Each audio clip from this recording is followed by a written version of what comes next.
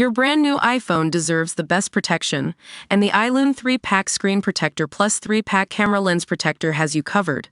Don't take risks with your iPhone. Click the link in the video description to shop now on Amazon. Inside world of child incels, seen in adolescence sparking war on women pandemic, with secret codes and rape obsession. When crossbow killer Kyle Clifford brutally murdered his young ex-girlfriend Louise Hunt, her mom and sister last year, it was a horrific, senseless attack that left many asking, why? What could drive a young man to carry out such an angry, extreme act of violence against 3 innocent women? A breakup wasn't enough, surely, so what possible explanation could there be? Digging deeper, police and prosecutors discovered Monster Clifford had accessed violent, misogynistic content online less than 24 hours before, including up to 10 videos of controversial influencer Andrew Tate.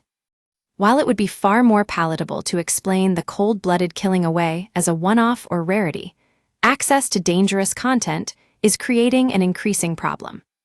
In 2021, incel-obsessed gunman Jake Davison killed 5 in Plymouth, and Gabrielle Friel, an incel follower, obsessed with mass murder, received a 10-year sentence after amassing weapons in preparation for a terrorist attack. Just last week, the charity Everyone's Invited released a list of over 1,600 UK primary schools where pupils, some aged just 5, submitted anonymous accounts of sexual harassment and abuse, including rape. The complex issue has also been thrust firmly into the spotlight, recently in the highly acclaimed Netflix 4-parter, Adolescence. The show highlights the negative influence social media can have on some teenagers, with 13-year-old Jamie Miller, played by Owen Cooper, stabbing his classmate Katie to death after seemingly being radicalized by extremist online content. And it's an issue experts fear is becoming widespread, with misogynists using social media, message boards, emojis, and memes to influence young men online. Speaking exclusively to The Sun, sociologist and Cardiff Metropolitan University lecturer Dr. Ashley Morgan says, "This TV program shows us it could happen in any town in the country, that a 13-year-old child could stab somebody else to death. There probably isn't a town in Britain where a child has not stabbed somebody. There's no obvious deterrent. How do we address that? There's now this idea of very extreme reaction to things that in the past perhaps there would have just been a scuffle or fight.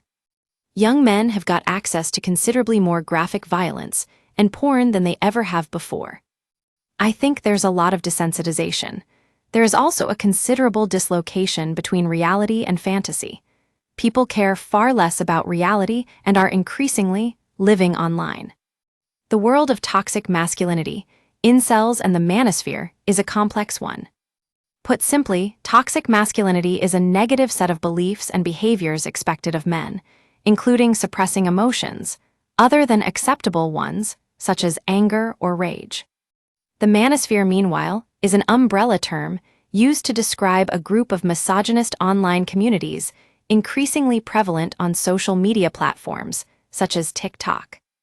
This includes incels, meaning involuntarily celibate, who are upset about and blame women for their lack of sexual activity and success with the opposite sex.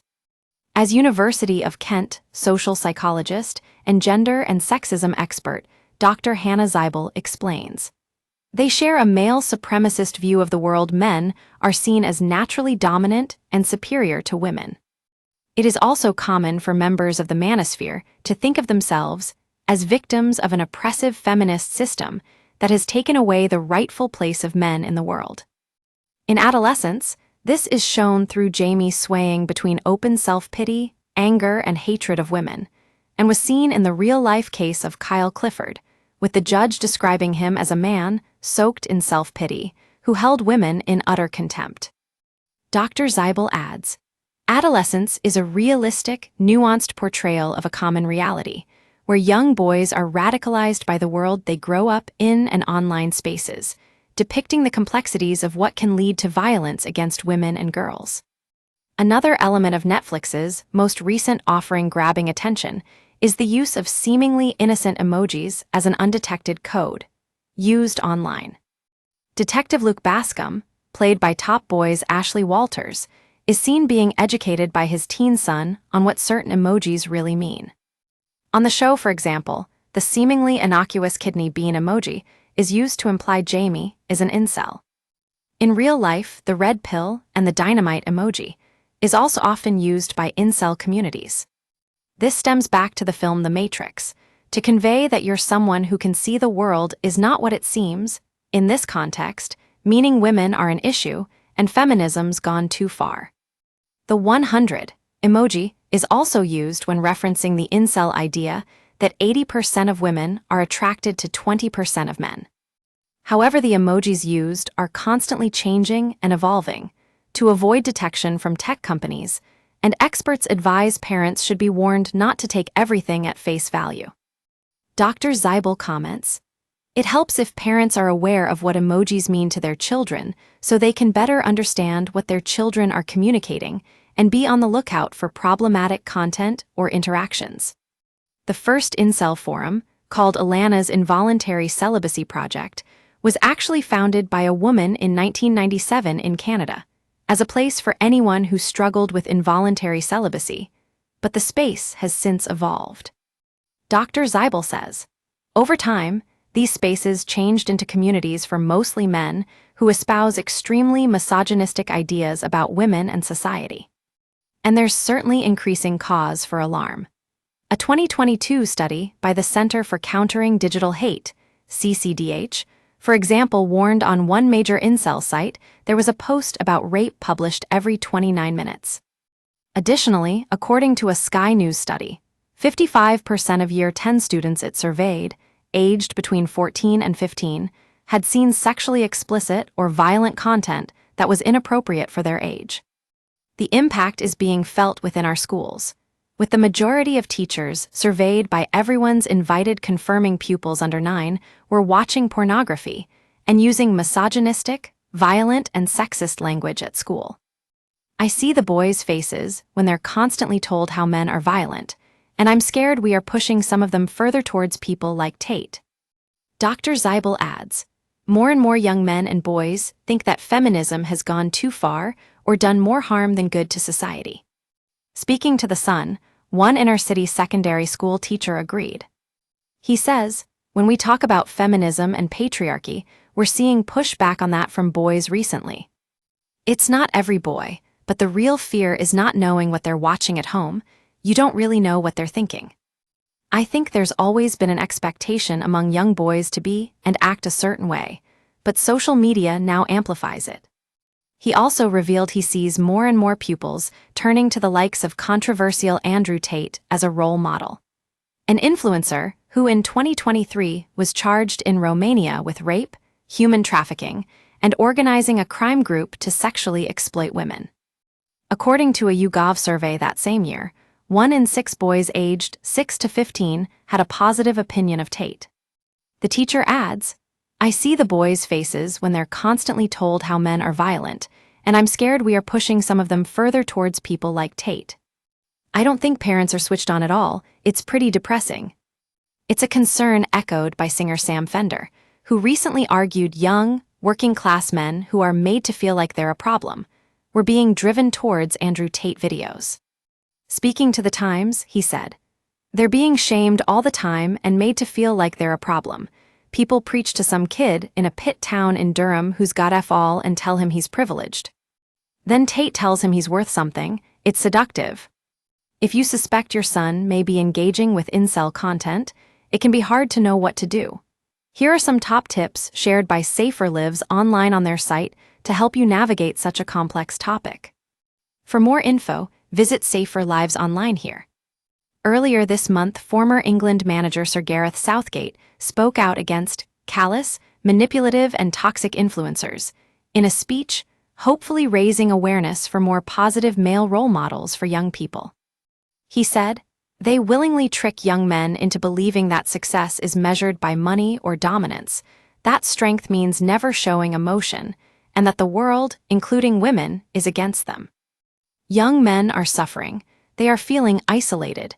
They're grappling with their masculinity and with their broader place in society. Young boys are often insecure about their own masculinity and lack positive role models.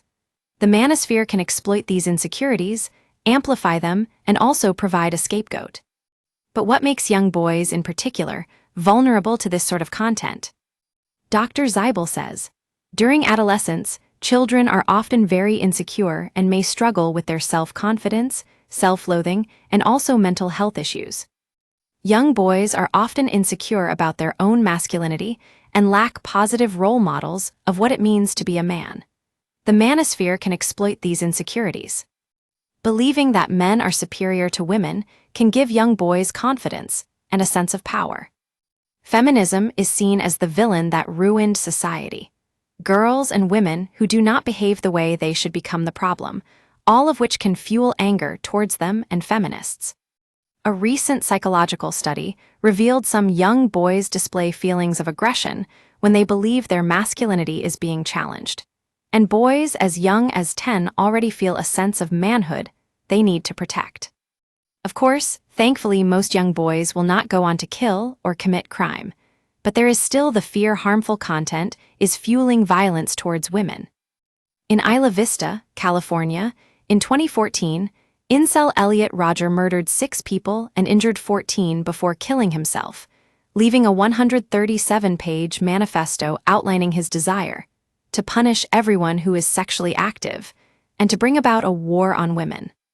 Before taking his own life, the killer had posted a video saying he had never even kissed a girl and claimed his actions were a day of retribution. In 2021, gunman Jake Davison, 22, killed 5 people including his mother and a 3-year-old girl in Plymouth, Devon, before turning the gun on himself. According to an inquest, he was said to have been fascinated by mass shootings, serial killers, and incel ideology, and bereaved families urged the government to take action against incel culture.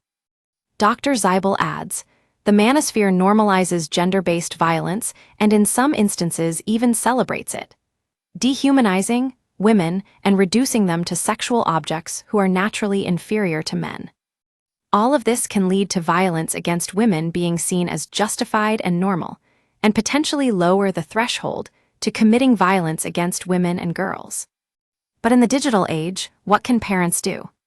In heartbreaking scenes shown in adolescence, Jamie's parents are seen bereft, wondering what more they could have done to prevent their son becoming a murderer, and if it was their fault he'd grown up that way after spending hours locked away in his room online.